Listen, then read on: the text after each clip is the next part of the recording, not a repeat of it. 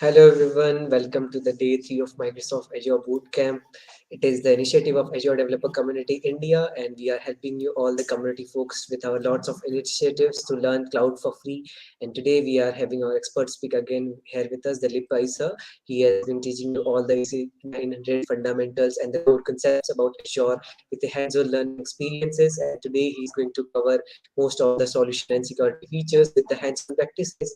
So not wasting much more time, and yeah, some of you really asked about the slides of yesterday's session, so you will get the slides after today's session. So just stay tuned, and you will be getting everything over your mail.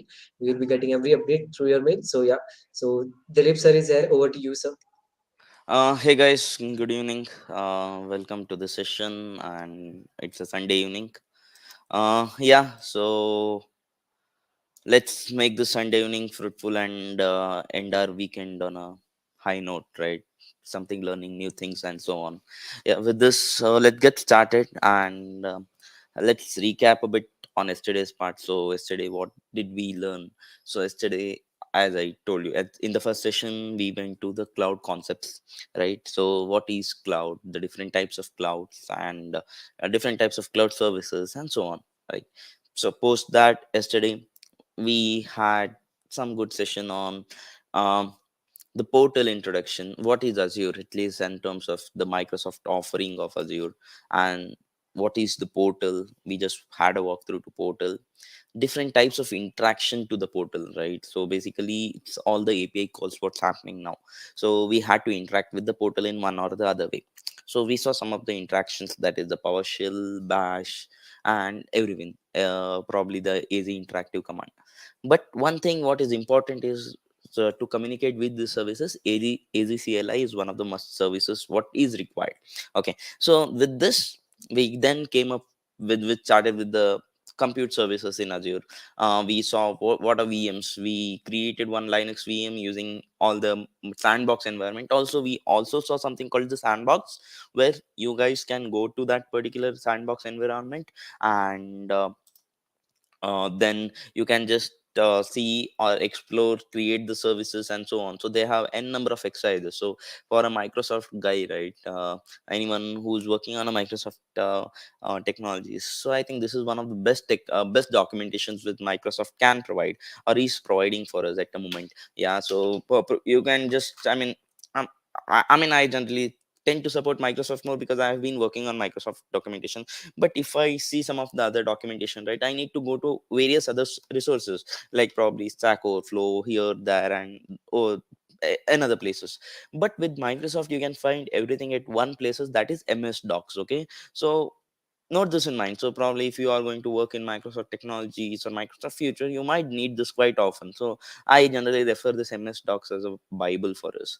Okay, so post this, after this we saw VMs, what are VMs, why it is used, and also we created one of the Linux VMs. Suppose that we skip some of the services, then we went to the networking services. Okay, why this networking services is there? Because ideally we can't expose everything to the outer world, right? We need to keep a boundary. To interact with this boundary, we need some of the resources here and there, and that's when networking comes into picture, right? So firewall networking and all comes into picture. Okay, so here how we started is basically a VNet is a base for all. It creates a clear boundary to communicate with the Azure, within the Azure resources, from the Azure resources to the outside world to the Azure resources, and so on. Okay, um, so we also created one of the VNet rule of exposing our port 80, so that this IP was exposed to anyone who uses the port 80 through their computer, that is the HTTP port. Okay, and then we saw it is quite easy, right? Following those commands using the sandbox and exposing. Yeah, so this is how you set the rules. We saw something called the inbound outbound rules, right? So inbound is from the outer world to here, um, coming to from the outer world, accessing the Azure resources. Outbound, where from the Azure resources you go to the um, outer world. Okay, so this is inbound and outbound rules. So these are things on some of the networkings. Yeah, so now today let's see some of the more compute services what is there in Azure. Yeah, so Let's get started, guys.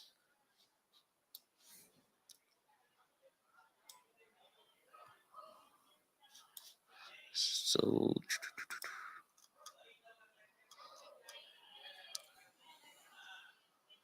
yeah,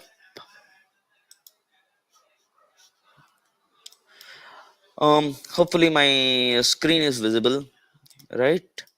So you see, these are some of the compute rules, what are the compute resources or compute services what are there in Azure. Yeah, so let's see some of them one by one now. So we covered virtual desktop also yesterday, and virtual machines also, right? So let's go to the next slide then. Yeah, virtual machines. Yes, we got to know what is this and so on. Okay, so VM scale set. Why this VM scale set was used? Um, uh, okay, why this VM scale set was used, and whenever you want to scale up or scale in your VMs and so. Sir, your sorry to interrupt in between. Your Yeah, screen is not visible. it's not visible. Okay, okay, sorry, I'll just visible, I'll just reshare again. Sorry, my bad.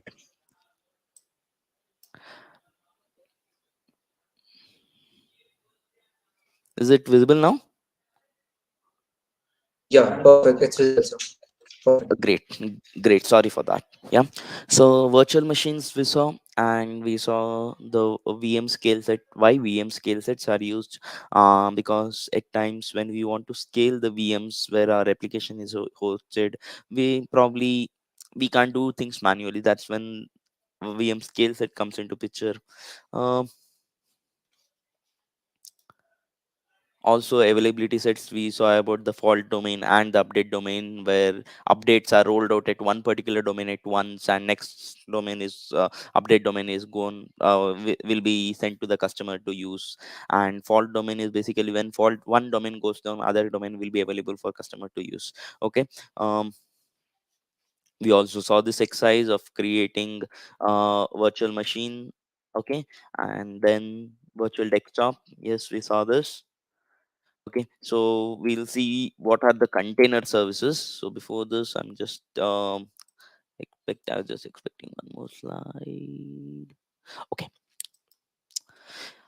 okay. So now, what are these container services or container instances? So you might have heard the concept of Dockers quite often these days, right? And bit confused on what is this containers and so on.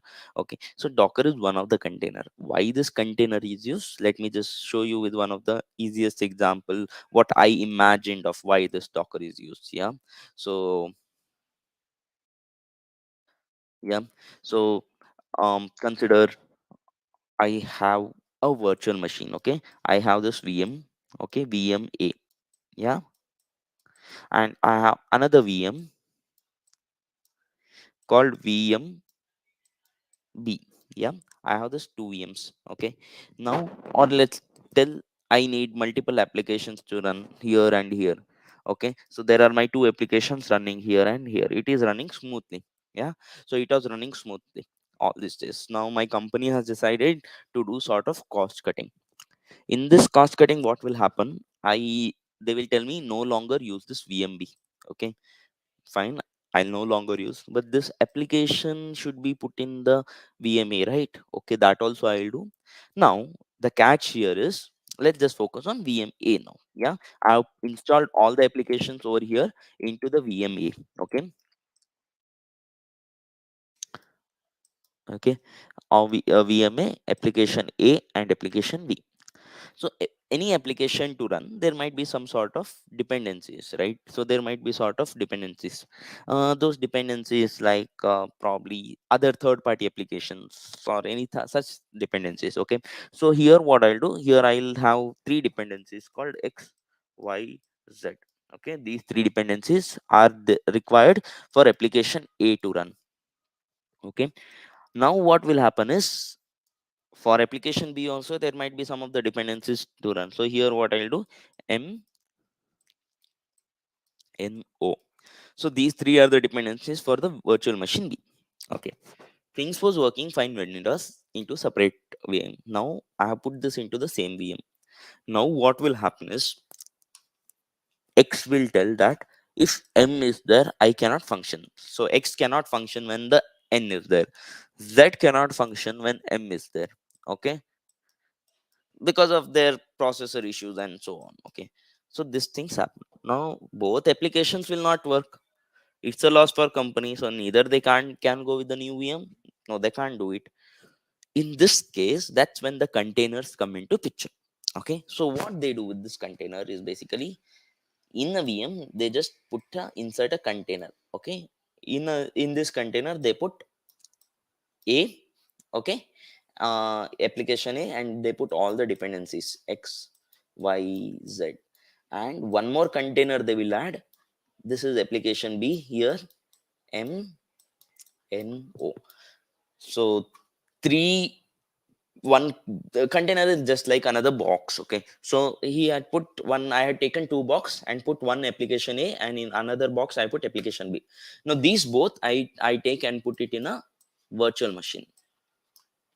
Okay, now A is thinking that I am the only one in this virtual machine because I'm inside this box. So when you are in the box, you can't see the outside world, right? Same thing happen over here. Similarly, B will think that okay, I'm only one in the box, I'm only one in the virtual machine. Okay.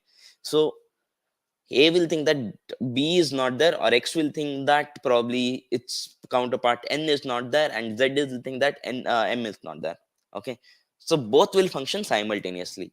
Okay. So this is what a container does. Okay, so these are the virtualization environment. Okay, so here it's also the virtualization environment. So basically you're virtualizing the things. Okay, but it's not a virtual machine. Why? It doesn't contain a OS, so you're not managing the OS or anything. It's just a very lightweight system which can be put into any VM without the operation of the virtual machine. So no OS, no hyper, just based on the hypervisors stuff. Okay, so this is the concept of containerization. The best example of containerization is Docker.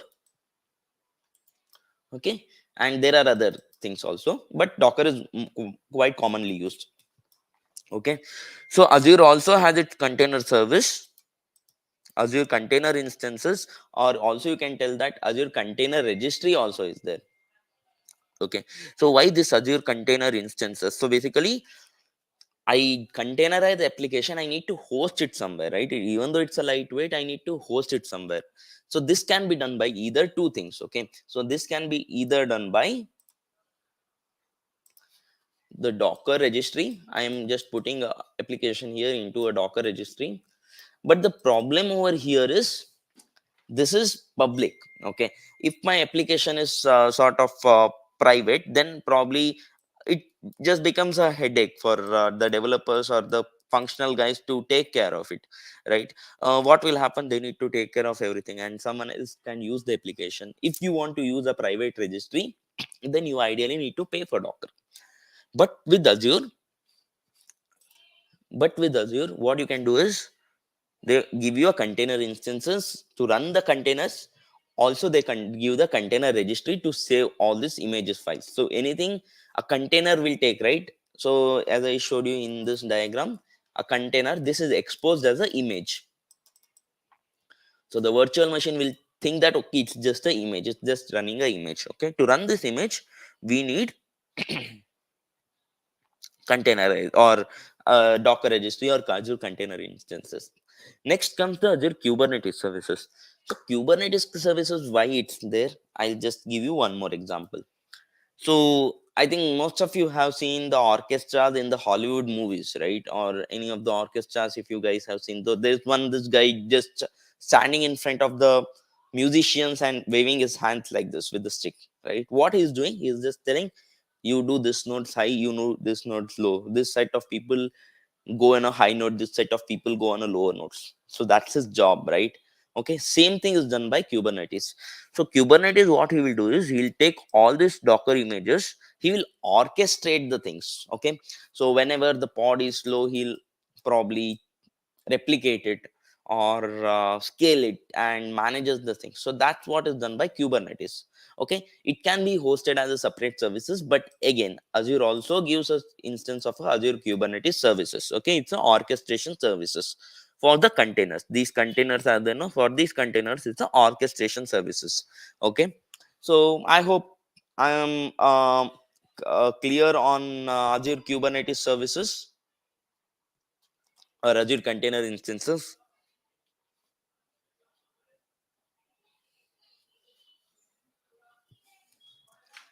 Okay, okay. I hope I'm clear now. So what I'll do is I'll just show you where you can find this. Okay, so I'll just go to portal. Also I'll go to Docker registry.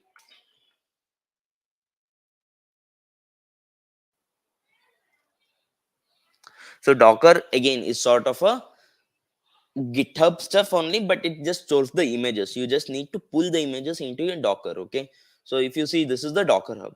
If I want a instance of a SQL, okay, so I'll just type SQL. Yeah, so you see, create DB, I can get multiple images. So Ubuntu SQL, okay, and so on. So these are basically open source, but there might be some of the private repositories. So this is something paid. Okay, so if you want a private repository registry, then you need to pay for it. Okay, this problem is solved by Azure. So where you can see it, just go to here.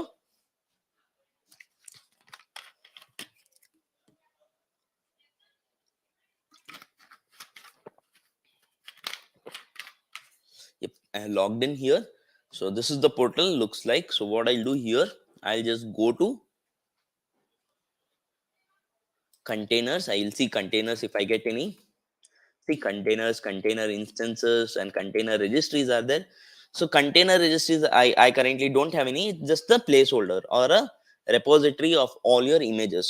So this is where you can get all, store all your images. You just need to create one and add all your images, whatever you have locally, to here. You can do that. Okay. Now, to run this images, what I'll do, I'll generally in, if from Docker point of view, if it was there, so what I'll do, I'll just go to, I'll just give a try. I don't know whether it'll work. Probably let me take any simple image. Okay, so I'll just take this. Okay, so you see here, this command is there. Now if I just go to the Docker,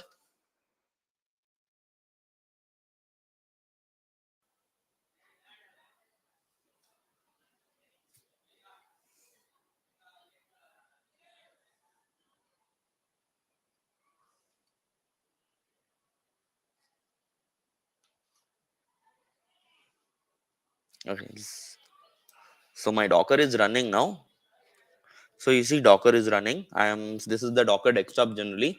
So it'll just create a sort of container virtualization environment in your system only for a local development. Okay, so now what I'll do, I'll just go to one of the PowerShell. Let me see whether this works.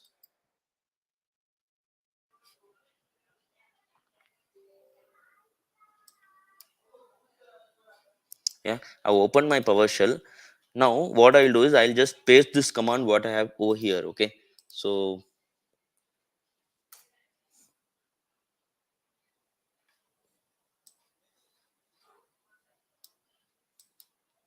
what it will do, it will just go to Docker, pull the image over here, and this will expose the IP so that I can use this IP in my local system for Azure SQL development. But okay, so let me just download this. You can see the images over here. Okay, so it will take some time. Okay, so you see, pulling all the images from this.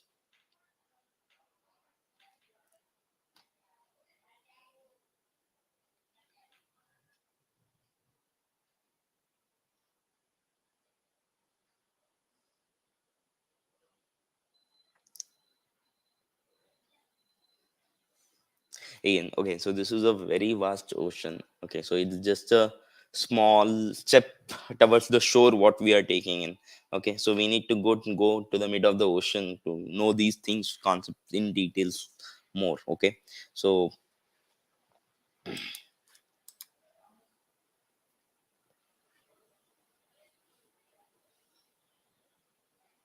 okay, so it will pull the image accordingly. So Azure made us still more lazy. So what it'll tell, you just don't do these things also. You just give the link to me, I'll take care of it. So if I see here, Azure container,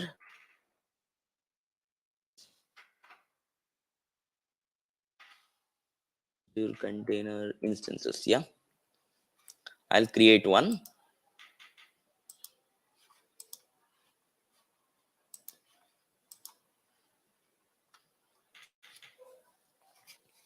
So resource group, let it be hands-on easy 900 for now. Container name delete is testing. Okay. And ability to, I'll not select for now. Quick start. So what I'll do here, I can just do quick start images, or I'll do just other registry, and here I'll just copy this particular images. Okay, this particular image link. Okay. So what I'll do,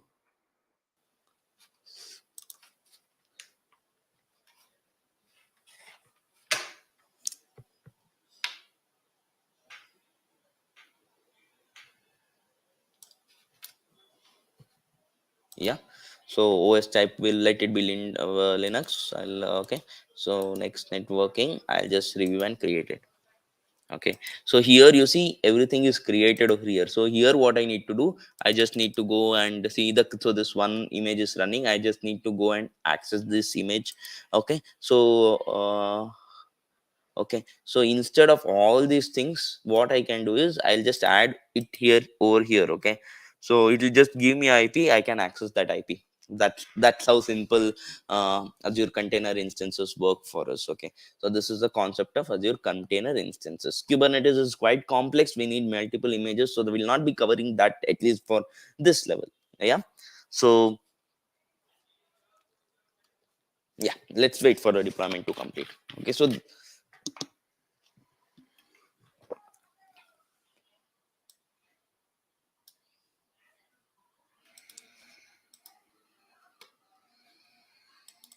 okay, bad request, because probably the container is not supporting this, or the Docker registry is not supporting it. Anyways, it's just an example site, so this is how you can do it way too easily. Okay, so let's go to the next one.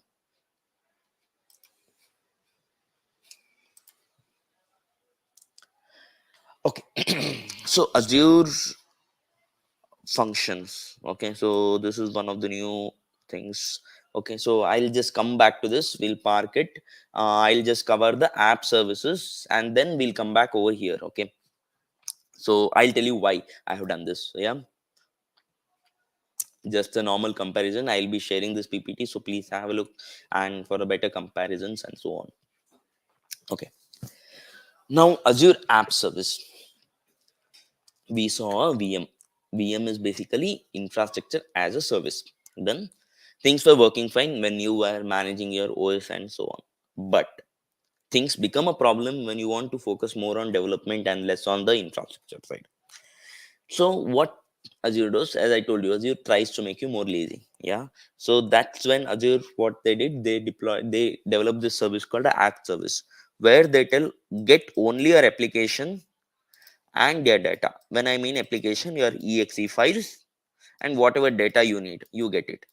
Rest everything, whatever required for a system to run, will be taken care of by us. So that's basically PaaS, right? So similarly, Azure app service is one of the PaaS service. Okay, so it is one of the fully managed platform to build, deploy and scale web apps. So web apps means nothing but the web applications, whatever applications, stream ad and everything else, those are nothing but a web application. So I don't think so these are hosted on a VM or anywhere, it's just a normal web application, public applications, where anyone can go and access. Okay, so here you can work with any applications. Okay, .NET, .NET Core, Node.js, Java, Python, PHP, also React and so on. Okay, Node, I mean it's basically running on a Node framework again. Okay, so it's a PaaS offering. So let's see how to create one. Yeah, just go to home. So I have one of the app service over here, so I'll just show how to create one, then we'll see what this does. Okay, so I had earlier what I did is I deployed one of the code from my DevOps applications to here. It was just a to-do list. Okay, something like that I did. How to create this? Okay, so you need to go on a create resources, you see this web app. Yeah, you just need to create one.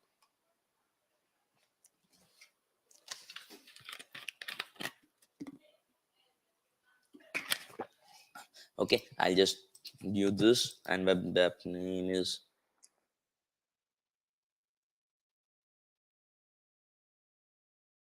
Yeah, so publish it from the code. Okay, I'll select this runtime stack. Stack is nothing but the programming language, so I'll just use the .NET Core 3.1. The operating system, which operating system it should run on. Yeah, so region, let it be US, and this is the app service plan. So ideally app service plan, you don't manage a CPU or anything, but behind it's a virtual machine, right? It's a CPU to run. So it just gives you some of the plans, you can choose whatever you want. Okay, so I'll just see what are the different app service plan it gives. Let's see this. So you see, dev test, the free infrastructure plan, the shared infrastructure plan. You can have the custom domains over here. Custom domains is like dilip.pi.azure uh, .com or something like that. Because by default, this gives you its own domain like XYZ. So my name is Dilip is testing.azurewebsite.net. Okay, so that's how it gives. Okay, and see the features over here. I hope the screen is visible. If not, I'll just zoom it more. Yeah, so if you see here the custom domains, the memory it gives here is um this, and the storage of 1 GB, up to 1 GB storage plan it gives. The production environment, something suitable for production environment, it gives the custom domains as well as SSL. So what is SSL? Is basically HTTPS. Okay, auto scale. So scaling, I told you in VM, right? So similarly here also auto scale. So whenever the CPU percent or the load on the application is more than certain amount, it will go and auto scale up. Staging slot. So staging slot is one more concept where you have multiple similar environments. So when in a DevOps world, when you do a mistake on production, you can just roll back quickly. So that's when the staging comes into picture. Daily backups, the traffic manager, and 50 GB up to storage. So these are the different plan, and where you select is basically a app service plan. Okay, right now I just need a free one. I'll just apply it. Okay, I'll review and create it. I'll create it.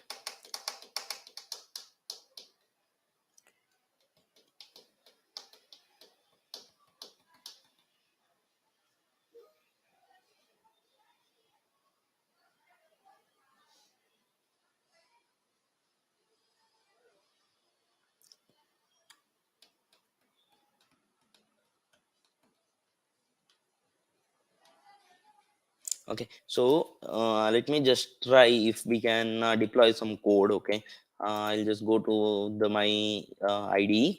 I'll just close this, I no more need this. Okay,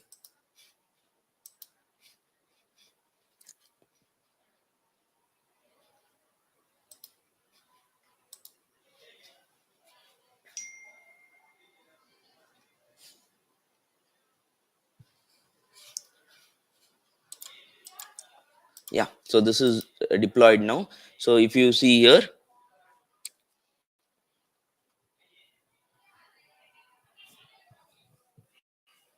see, I told, right, the URL will be azurewebs.net. So now this is deployed here, but if I just right click and publish it, the code will be deployed here. So that's how in the app service. Okay, so no need to configure the rules by external handle. By default, this is the public one. So I just deployed one of the APIs. So let me see if I still have it. So I think it's this. So what I did, I wrote the code, right click on the application, and there is option of publishing the application, and I just gave a target of this. Okay, so it was that simple over here.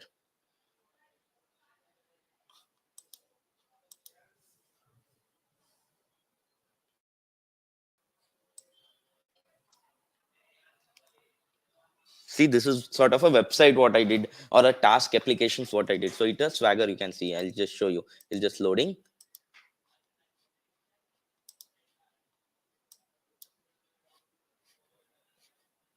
So I just a task manager. So I'll just write to do items post. Okay. So ID is probably one, and the name is remind me, or AZ 900 at 7:30. Okay. Is complete false. I'm not yet completed it. So, and one more I'll post.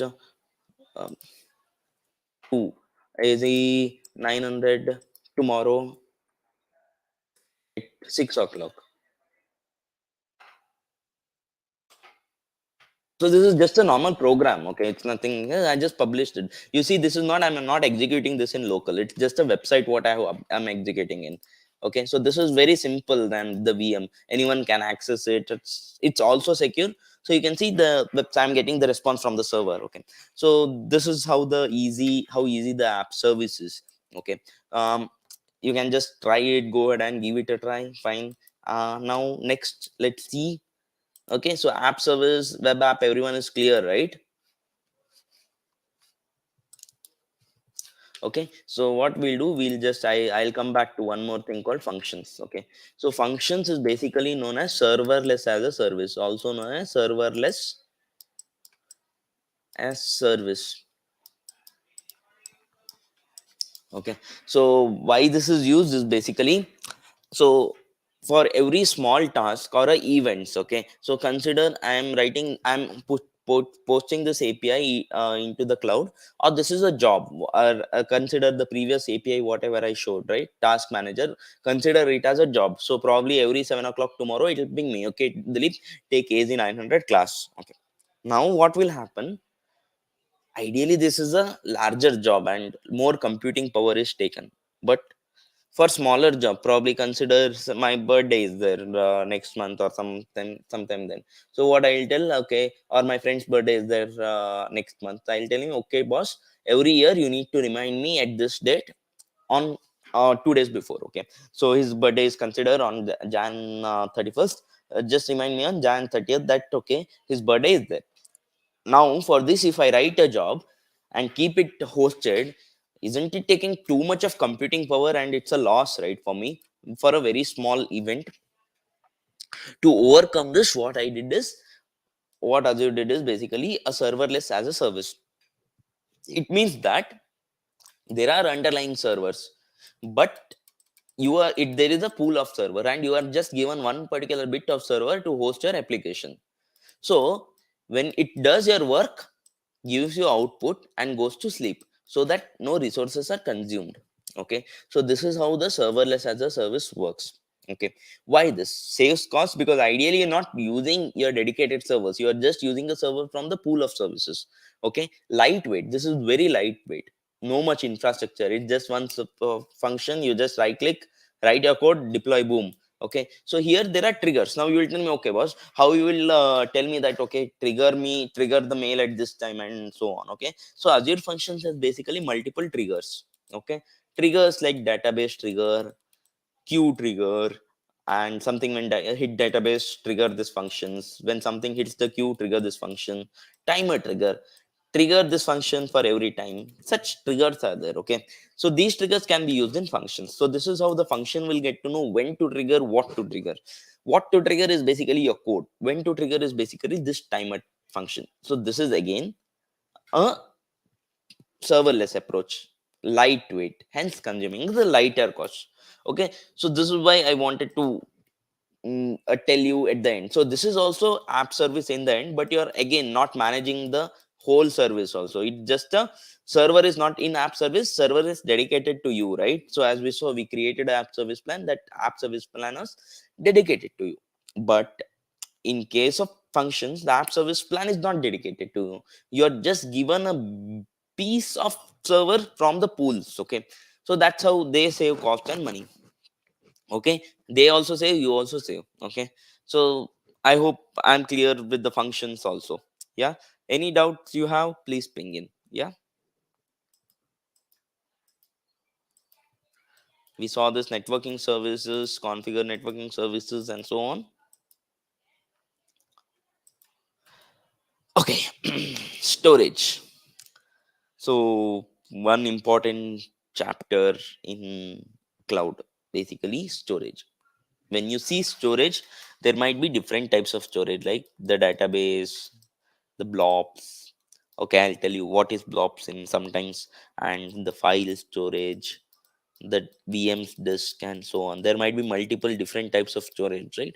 We'll be covering some of the services like the blobs, okay, in this module, okay, as part of our AZ900 initiative. Okay, so now what I'll do, what is the storage? So Here we'll be seeing the Azure storage services, the tires, the redundancy options. I'll just tell you what is that in a while. Okay. Storage accounts. So basically, storage account is nothing but again a placeholder for all these different storage services. Okay. So different storage services in case of storage are basically storage account is a top level, a container. In this you have blobs,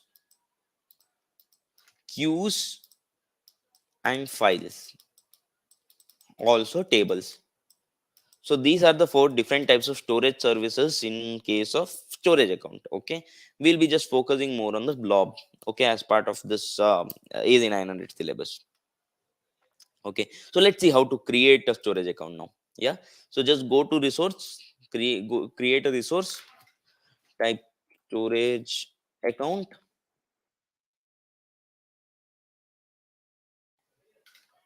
See, storage account is there over here.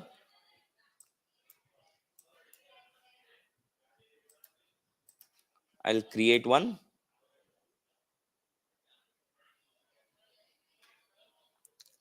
resource group. Let it be hands on easy 900 for now. The leap region, let it be. So you see redundancy here, geo redundant, different types of redundancy here, locally redundant storage, geo redundant storage, zone redundant storage, and geo zone redundant storage. So we'll see what is that also in a while. Okay. Um, so we'll just keep a GRS for now. I'll just go ahead and create it.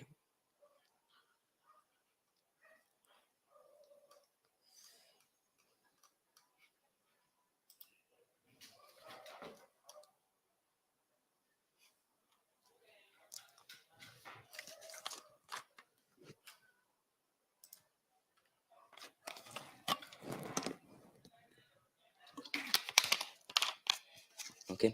So the storage account is being created.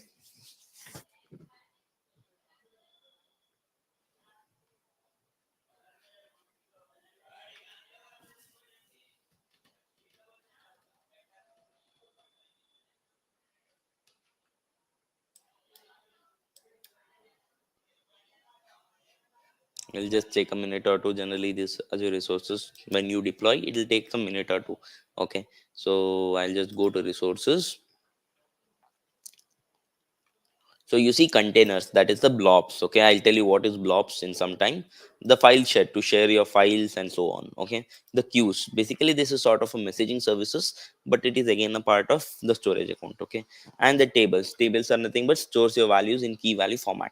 Okay, so these are the four types of data storage options available in storage account. Okay, now we saw something called LRS, GRS, right? What is that? So let's see what is that again. Yeah. So basically, locally there are four types of redundancies. What is redundancy? Redundancy is nothing but data copy, right? Your data copying to other regions, right? So basically, there are four types of redundancy options: locally redundant storage, zone redundant storage, geo redundant storage, and geo zone redundant storage. Let's see what's this. Yeah. So yesterday I told you the concept of the availability zones and all, right? So probably we'll try to link it over here. Yeah.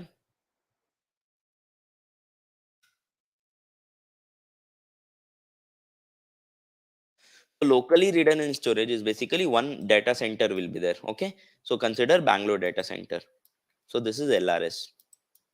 In Bangalore data storage center, one storage account will be there. Okay. Just now we created one storage account. So same copy will be into of three different racks. Okay. So this is imagine this as a racks. Okay. So same copy will be placed into three different racks. Advantage cheap, disadvantage data center goes down or the rack goes down, gone. Okay. So when this is used is basically when your applications can be reconstructed, very less amount of data is used and so on.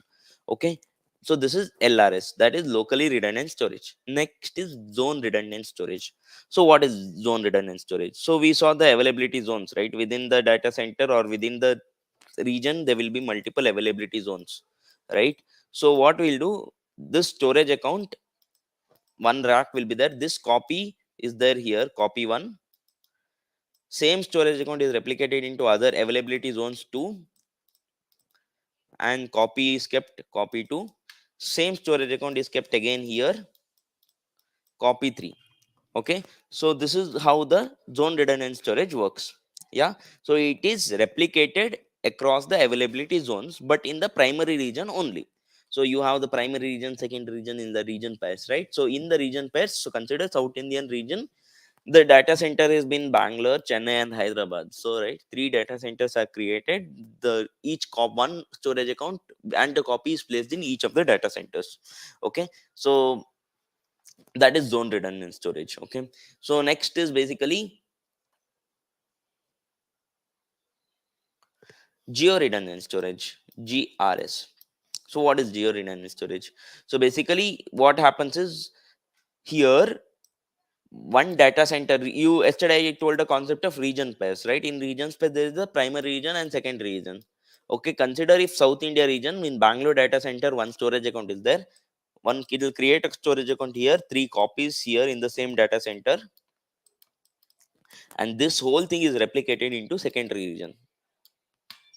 Okay, CP.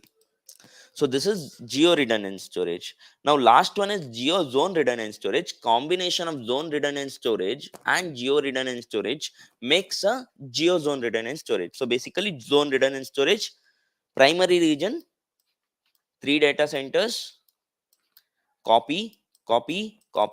Now second region, one copy is kept, one storage account and one copy is kept. So whenever this goes down, this wakes up, or whole region goes down, this wakes up. Latency is low, but this is very high available. Okay, highly available. Okay, so I hope I'm clear in terms of this. So this is sort of confusing, but I think that I have explained the concepts over here. So please tell me if you guys are confused about anything in this context. Just waiting for a minute or two.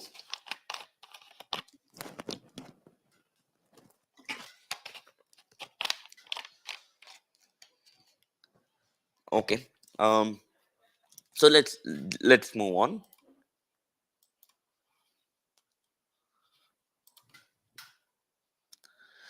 I told you the different types of services are containers, files, and disk storage. So disk storage are nothing but in Azure virtual machine, you have actually disk in placed in the data centers, right? So that disk storage, this is basically. So these three are, so container blob. What is blob? Blob is like a binary large object data. So let me give a very good example when this blob is used. Okay. So previously what used to happen, consider an employee form. Okay. You used to store a image. So in this image, what you used to do, you used to convert it to binary, store it, and when accessing this, again reconvert it to the object and show it into the picture or website. Previously, this approach was there, but making you lazy, converting again image to binary, reconverting back, sort of headache. Okay, that's when blob is just used. In blob, you can actually store any sort of data. By meaning any sort of data, it means text, images, JSON file, your PDF, resumes, salary slips, photos, anything you can store in blob. Okay, so we'll see what is blob, how to create a blob, and so on. Okay, so these are some of the other sources: blob storage, data lake, Azure files, queue storage, table storage. So we saw that, right? Various types of storages. What were there? Yeah. So let me tell you again what is this. But before this, okay, so hot storage. So basically in blob, right, you're charged according to the access tiers, how you are accessing the data. For some data which is frequently accessed is known as hot storage tier. Okay, here saving is less. Okay, so saving is more. Okay, accessing costs is less. Okay, sorry, I'm other way around, sorry. Accessing cost is less, but saving, sorry, accessing cost is more, but saving cost is less over here. Okay, so but here it's the other way around. So there are three types of thing: hot, cool. So this is basically for storing the data can be accessed the frequently. Okay, so you're accessing the data once in a while, okay, or once in 1 month or once in 2 months, then you need to go for cool tier infrequently, once in a month or once in 2 months. Or one more access tier is there where you are accessing this data once in 6 months, but you can't delete this. So that's when archive tier comes into picture. Okay, so this is basically for blobs where you need are stored for more than 180 days. Okay, so whenever now you will ask me now, I want to access the archive data, how it will be done. Okay, so whenever you want to access the archive data, it needs to be converted to hot or cool tier before. Okay, generally it's converted to hot tier, and this process is known as rehydration. So please note it down, it's one of the most important chapter. So rehydration is a process of converting a access tier from archive to hot or cool, and this generally take 15 hours of time. But if you are a priority user, it can be done in 3 hours or 1 hour max. Okay, this is for only the priority users or the gold partners and so on. Okay, so let's see how to create a blob and create a storage account, and so as part of the exercise. Yeah, so we'll go to our portal. I have created a blob already. I'll create a container. Container is one more placeholder again. Okay, so you might have hearing containers for quite a long time now, but different containers has a different meaning again. But containers a placeholder in blob. Container means it just stores all the blob data. Okay, in virtualization environment it just stores all the images. In resource group it stores all the resources. Okay,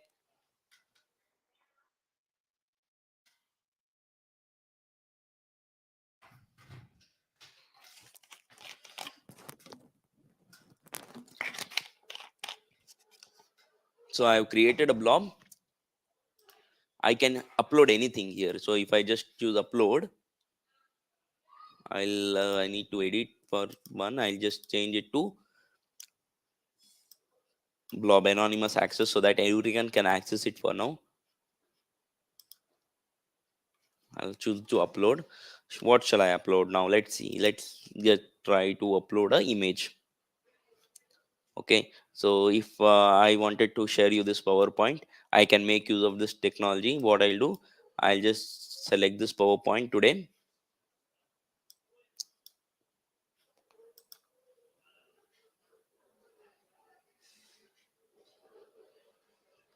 Now if I want to access is what I'll do, I'll just go here. You can see this URL. Now what I'll do, I'll just do like this. I'll go for incognito, so acting that this as a different computer. So you see I got a URL.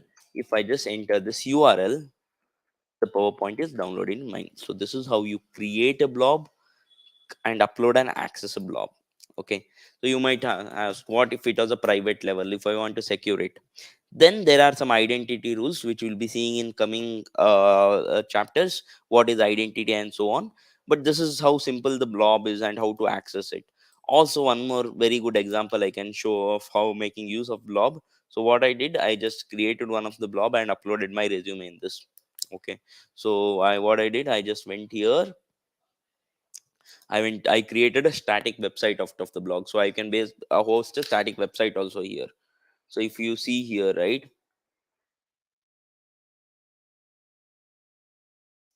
so this is my resume. I actually uploaded this website into Blob so that I can share this with anyone without actually having a server for it.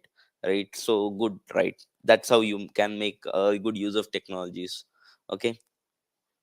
So this is my resume, what I had prepared some time back, and I hosted it into Blob because it's actually very free for me because I hardly access. So I made it as a cool tier. It's charging me very minimal cost. Okay, so this is how blobs can make an impact for you guys. Okay, next. So now migration comes place when you want to migrate. So there is this service called Azure Migrate. It gives a uniform migration platforms. Okay, so they have their integrated and standalone tools like Azure Migration Factory, Data Factory, and multiple other tools for you to migrate. Okay, next one is basically Azure Data Box. So what is this data box? So data box is actually a box, physical box. So whenever you have your on premises data, right, and you want to migrate this to cloud, but you are sort of security, you can't directly upload this. So what you do is you just go and raise a request of Azure data box. So they send you the box to your work location. You just need to connect, enter connect it to PC, enter username and password, put all your data from on-prem to the Azure data box. It will actually be transferred, then they only take it, secure it, and upload it into your portal. That's how simple the Azure had made for your data migration and stuff. Okay, so also it protects our data in case a red gets sick, because as I told you, right, your data is again a data, it's one of the costliest things. So what it does, that case is also very protected to store your data. Okay, so migrate data to Azure from a remote locations. Okay, so consider what will happen. You want to migrate data to Azure, but you don't have connections, but you have your data. You just call them up, bring the data box, migrate it, and move. Okay, so this is Azure migrate. Okay, so these are the file maps. So AZ copy is basically to copy the blobs from one storage account to other storage account. This is the storage explorer, and one more tool is called Azure file sync. Okay, so AZ copy is one of the tool, you can download it through the CLI. Storage explorer, what you can do is I can show you over here. So let me just see if I can find one. So storage browser, so here you have all the storage browsers, what are the blob containers, everything you can very easily view it. Okay, blob containers and so on, recently viewed. Okay, so everything you can view it over here in a storage account. Okay, so with this we have completed the storage part, right? So any doubts you have, please ping in. We'll just move into the next uh, um, chapter of identity. Before we start, just I if anyone has any doubt, just speak, please ping in.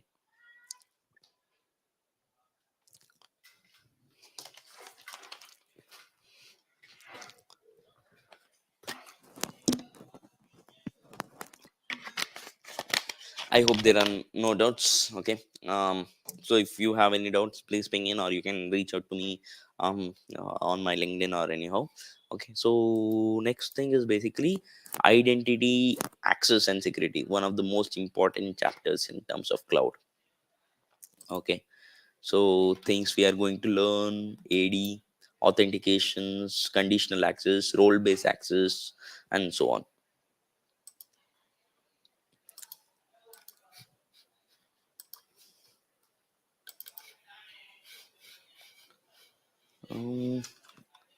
What happened? Is my screen visible?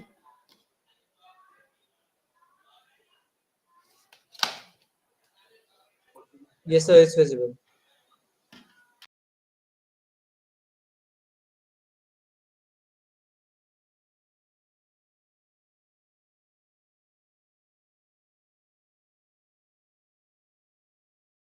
So maybe guys, there is a technical glitch from Deep sir, right? So we are just waiting him to join in again.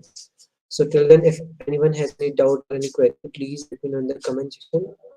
We'll be happy to take up your doubts. Until then, we have something special for you. So you can just join our Discord link. So this is our Discord channel where we have some really great experts who can help you out in building your cloud journey roadmap and everything. So they can just understand how you are doing, where you are at, and what languages you are learning, or what you have done in your past, and how you are just willing to transform your future. So we have some really great experts over there. You can just check out our Discord channel. I'm just dropping the Discord server link over here. You can just check out this link.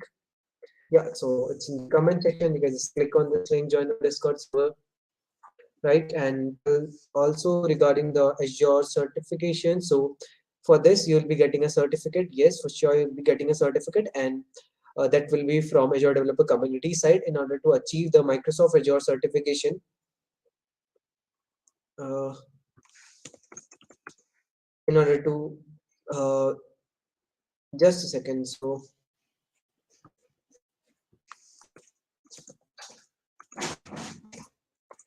just give me a second. Mm,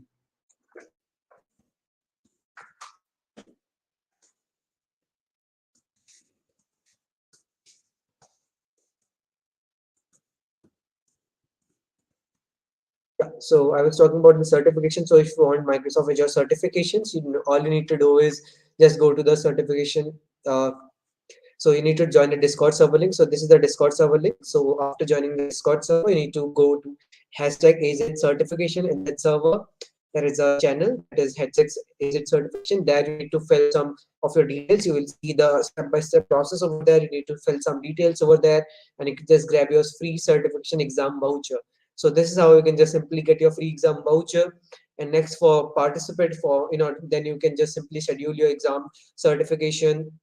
Over there you will find bunch of tutorials over there. You can just check out some, you can just take some practice test also from the Microsoft site. So they have some practice tests for these easy 900, deep 900, 800, and every certification they give. So they have their practice tests. You can just check out these practice tests too. And if you want to, get certified with Azure, so there is something called AZ900, the bootcamp that is going on right now. You can just simply get the certification voucher from us. Then you can just schedule a date that you sounds appropriate for yourself, like maybe in December, January, February, March. So it totally depends on your use case whenever you are willing to, where you are comfortable to give a test. Okay, you can just, so you need to pass the certificate. In order to pass the certification, you need to have at least, you need to score at least 70% in that exam. So there are some basic questions that they used to ask about the Azure and around Azure, about the cloud computing, like what are these services used for, and like how the cloud computing involved, and some, match the following kind of things. So yeah, maybe these kindly guide you. So this is how you can just simply grab your certification vouchers from Azure Developer Community Discord. So I have already shared the Discord server link over here. So rest, sir is here, so he'll just guide you with this. So yeah, sir, stage yours. Hey guys, sorry for that glitch. I don't know, my system crashed and I had to log in using my other system. Yeah, no worries. So let's continue with our things. We can see one of the advantages we can see in cloud is basically if we have a better, if we have the no hardware issues, you will come. Okay, so if you see here, you can just go ahead and use these things for a better optimizations and so on, right? So with Sir, the I'm, I'm yeah. sorry to interrupt you in between. Your screen is not visible. Yeah, Could no, you share I some didn't something? share it, so I am sharing it in a while. I'm sharing Okay. it. Yeah. Yeah, sure. Okay, guys. So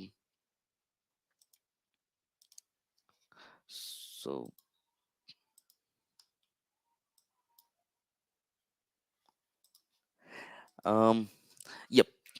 So when we talk about this identity access management and all, right? So basically, the first things that comes in our mind is basically Azure Active Directory. So Azure Active Directory is when we started out, right? When we were doing the college projects and all, so what we used to do a normal SQL sign in. So what the SQL signing is basically, the SQL will be there. So in SQL, you will be having a user table, the password table, it will match. Okay, but with Azure Active Directly coming into the picture, you don't have to even manage that also. So AD only manages everything. So you just need to store your user into that particular Azure. Okay, so that's how it is. So advantages of this is basically authentication for like you are basically authenticated to use this service or not. You are basically right person or a right employee of. So currently, if I am employee of a Wipro and I'm trying to access a TCS site, it means that I'm not authenticated to use a TCS site, right? So that service also is taken care by AD. The single sign on. So the single sign on is basically for one sign in. So I have multiple applications in the same tenant, right? The portal, or if you observe right in a Gmail. So Gmail, I can give a very good example. So if you uh, click on Gmail, you will be actually seeing the photos, the drive, everything under one sign in only. So this is what the single sign on is. Okay, the application management, you can manage the application in a better way. The business to business communications or the business to customer identity services. Device management, so you can see that in device will get sometime pop up. Okay, approve this user has requested to sign in the your system, please approve this and so on. You might have observed when you're logging into Gmail and all, right? So this is how the services can be given by the Azure AD. Okay, so how this works? Yeah, so you have over here, right, automatic background sync whenever you have over this here. So on premises also you can do it. So it's basically Azure Active Directory domain services. So when you want to have a managed domain and all on premises AD to Azure AD, you want to connect these two users, then you go ahead and use this Azure Active Directory domain services. Okay, so basically gain the benefit of the cloud without managing the domains actually. some legacy applications are there which you can't actually migrate. So in this case you can use this. So automatically syncs from the AD. So automatically AD users are there, it will be synced into local users are there, it will be synced into AZ, both the way around. Okay, so this is done by Azure Active Directory domain services. Authentication and authorization, people do have confusions with this things. Okay, so authentication is basically identifying the person or service seeking access to resources, request the legitimate access credentials. Okay, it means that, as I told you, right, I am a Wipro employee, considering I'm the Wipro employee, I'm trying to access some TCS website, I'm not authenticated to use this, right? So that's when authentication comes into picture. So it's basically you are right person to access this or not, you are a valid person to access this or not. Okay, so that's authentication. What is authorization then? So authorization is basically, in Wipro, am I supposed to access everyone's service payslip? No. Or in any company, I am just an employee, executive, right? So am I supposed to access everyone's manager's payslip? No, I'm not authorized person to do that. That is done by the management team, admin team, and so on. So they're authorized to do that. So that's basically a major difference between authentication and authorization. Yeah. Multi-factor authentication, so you might have been seeing, so these are the features of Azure Active Directory. Okay, so multi-factor authentication is basically, you go type in into Google, right? So you'll write, okay, it will give you a code. Okay, Google has sent a code to this mobile, please type the code into this. Or the best example for multi-factor authentication is OTP, right? So you type your card details, but again it asks you for a OTP sent to your mobile, right? So this is nothing but the multi-factor authentication. So see here, something you know is basically username and password. Yes, you know it. Card details, you know it. Something you possess is basically a card with that OTP, right? That's just valid for 1 second. You possess that information.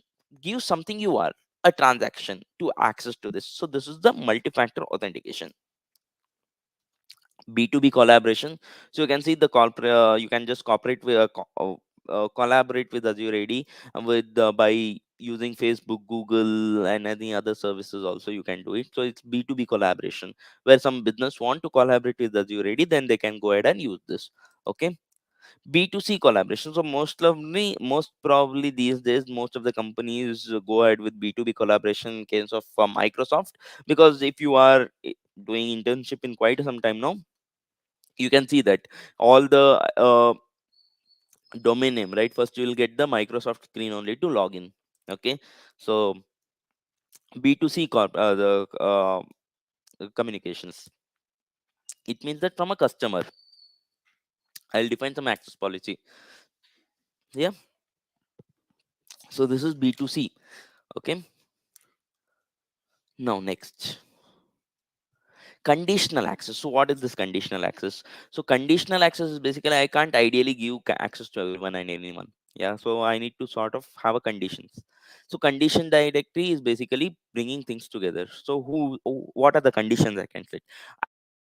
I can give a conditional access to a user or group of users, one thing, right? Only admin guys can access everyone's space. So that one of the conditions.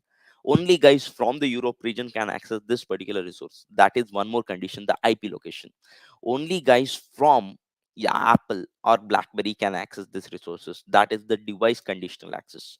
Only this application I can access this particular site. That's application wise conditional access.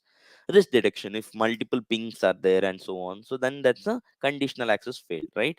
So risk detection. So these are some of the conditional access terminologies what is there in identity, right? So see here, multiple users device trying to access this, allow access or deny access, that's it. To then it goes to the app data. Okay,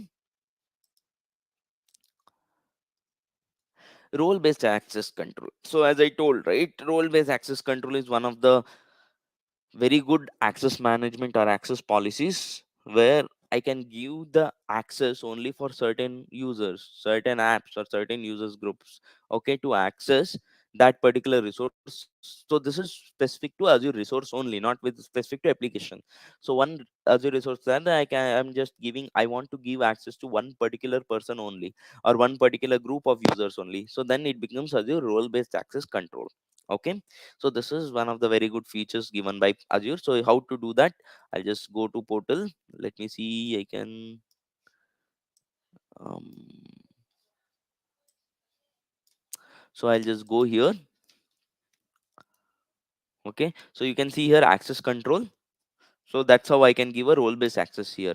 So view my access role assignment. So I have a colleague called Prajwal. Now I'm just giving him access, something like this. Add a role assignment I'm doing. Okay, I'll just give him a reader. So currently this is my dummy profile only. Okay, so members, I'll select a members. Okay, user group or service. So let me just give Hari. Okay, Hari Krishna, this member, this access. So now when Hari logs in, he can just read this contents of the blob, but he can't do anything else with this blob. Okay, so that is the role based access control.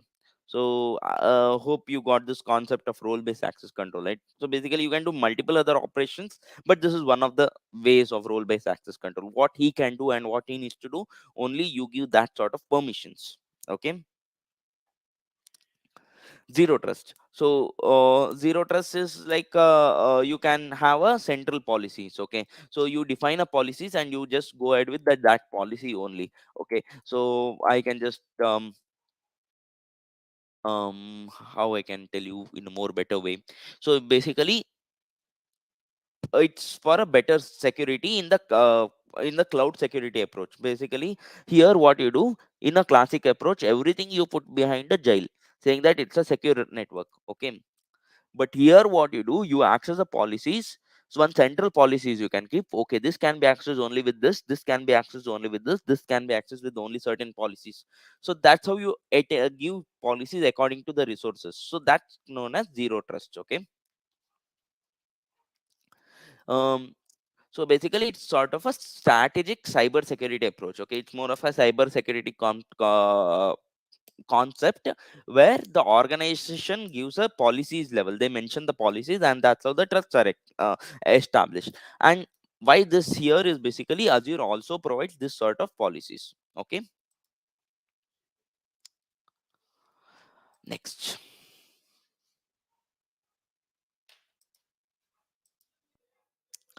defense in depth. So defense in depth, basically we know seven layers of network, right? Data, application level, compute level, network, and all these things. So as things go down, Azure provides each and every security, each and every I mean for each and level, every layer Azure provides the security.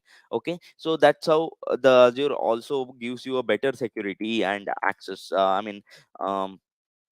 better security for each and every role. So this is again one more cyber security approach only. So what is this says is that uses multiple layers of security for a holistic protection. So first it starts with the physical. So seven layers are there, no, but basically it's your data and application. So what it does is first it starts with the physical security. Okay, it means that locking the gate, you have a security outside and so on. Okay, next what is there? Next is basically identity and access. So then identity and access, basically um you have your identity, only this particular these guys can access and so on. Next is perimeter, one more level of security will be established. This network level is only IP, firewall, and filter. Compute is basically in the RAM, the processing. I will add the confidential computing, that the data being processed will be only in the RAM and so on. Application level security, data level security. So each and every level security is established using the defense in depth technique. I mean, this is all the cyber security approaches, but these are given in Azure. So that's what Azure tells. Okay, Microsoft Defender for Cloud is basically it gives you automatic things, like it also tells it what is missing in your cloud and so on. So you I'll just type Defender.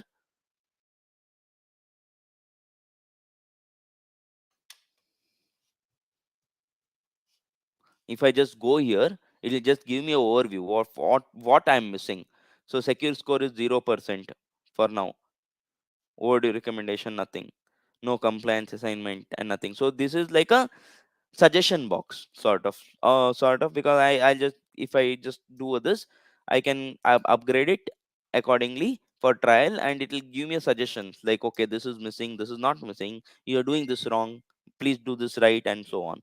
Okay, So that is Microsoft Defender for cloud. So it will help you detect malware and so on. Okay, identify and analyze the potential attacks and so on. Okay. Okay, so with this, we have completed the second chapter as well, and we are just left with one small chapter of identity and governance, which we'll be finishing by tomorrow. Okay, so I hope you have enjoyed this session as well, and it's a good thing that on Sunday people are coming here to learn things, new things and new stuff. Okay, so tomorrow also let's catch up and discuss on the identity max. That's not identity, how the things are governed, basically how the cost is managed in Azure and so on. Okay, so that's it from me from for today. So if you have any questions, please post, as we'll catch up tomorrow. Yeah, and just to mention again, so what's because science cleared all the doubts. Just to mention, I'm just mentioning this point again because I got so many emails yesterday about the slides. You will be getting your slides to your mails only. So please keep checking your mails. You will be getting the updates for tomorrow session in your mails also, like how to join tomorrow session. You will be getting a YouTube link. You will be getting a calendar invite to join tomorrow session. So you can just click on that YouTube link and you will just and yeah, the one major announcement is from tomorrow onwards the session will be at 6 p.m. So yeah, so this is right. So Yep, yep. yeah, so from tomorrow onward the session will be from 6 p.m. onwards, so you can just join us from 6 p.m. onwards. So, and just you will learn the, as Shah had mentioned, governance and identity management tomorrow, about the hands-on part and little bit about multiple things about Azure. And let's rest we are left with some amazing quiz for you where you can just win some Microsoft merchandise. And so thank you everyone, thank you for joining in, and thank you for making it to the Sunday evening. Yeah, so it's very late for everyone, you are just waiting for your dinner. So thank you everyone for joining in, and thank you for prioritizing your work. And so thank you, sir. Thank you for giving your precious time to us. It really means a lot for us, your kind gesture for the community. And we are looking forward for the tomorrow session, sir. Thank you, sir, Yep, joining in. thank you. Thank Thank you you, guys. guys. Bye Thank bye, you. see ya. Bye. Bye.